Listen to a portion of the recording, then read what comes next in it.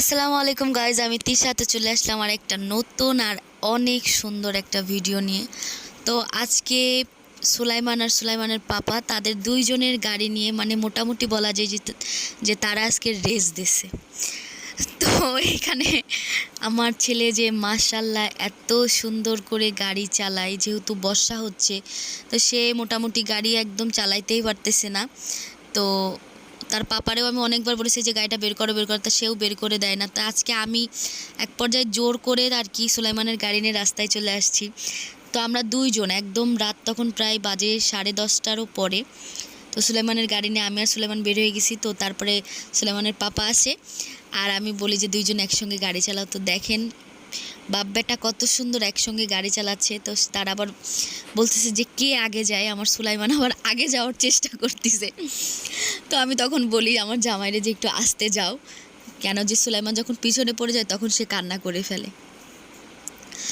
তো দুইজনে না আমরা তিনজনে মিলে যে আজকে রাস্তায় প্রায় 1 ঘন্টা নাগাদ প্রচুর পরিমাণে তিনজনে মজা করি। একবার এই পাশে যাই, একবার ওই পাশে যাই।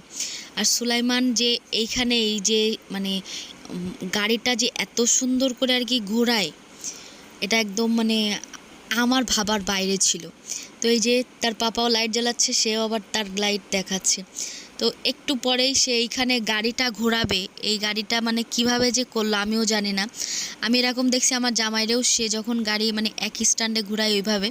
তো সুলাইমানও আর কি কিছুটা ওরকম করতে যায়, ওর পাপা যেরকম করে গাড়ি পরিষ্কার করে যা করে সে তার গাড়িতেও সেম টু সেম করে। আবার মোবিলটাও ভরে, বলে না যে বড়রা যা করে ছোটরা তাই শেখে, এরকম একটা কিছু সুলাইমানেরও। সেই যে গাড়ি চালায় যাচ্ছে, আবার এই যে দাঁড়াইছে, কে আগে যাইতে পারে সে কিন্তু আগে যাচ্ছে, আবার পিছনে তাকাইতে তাকাইতে পানির ভিতরে চলে যায়। তো তারপরে সে নেমে এক কোনায় দেখলাম যে গাড়িটা যখন একটু সাইডে চলে যায় তখন সে নেমে আর কি গাড়িটা এই পাশে নিয়ে আসতেছে। আর সে কিভাবে নিল আমি একদম না দেখলে কেউ বুঝতে পারবে না। এই যে সেই সিনটা কত সুন্দর করে এই যে গাড়িটা টেনে আবার তাড়াতাড়ি করে ঘুরায়ে সেই বেগে আবার আগে যাচ্ছে। তো এর ভিতরে বলে রাখি, আপনারা যে যেখান থেকে আমার ভিডিওটা দেখতেছেন না কেন অবশ্যই ফেসবুক থেকে দেখলে ফলো করবেন, লাইক কমেন্ট শেয়ার করতে ভুলবেন না।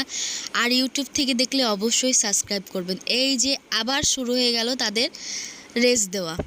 তো সুলাইমান তো মোটামুটি এখন প্রথমে যেহেতু আমি ভাবছিলাম যে গাড়ি চালাতে পারবে না প্রথম দিকে, তো মার্শাল্লাহ দিলে প্রথমেতে এখনও পর্যন্ত ও মোটরসাইকেলটা ভালোই চালায়। খালি একটু ঘোরাইতে গেলে ওর একটু অসুবিধা। আর রাস্তা যেহেতু এখন পানি, তো এই কারণে আমি ওর গাড়িটা আর কি বের করতে দেই না। তো আজকে তাও দিছি, তাও প্রায় সন্ধ্যা নাগাদ এদিকে বৃষ্টি হয়েছে, কিন্তু দেখেই বোঝা যাচ্ছে রাস্তা কিন্তু ভিজে।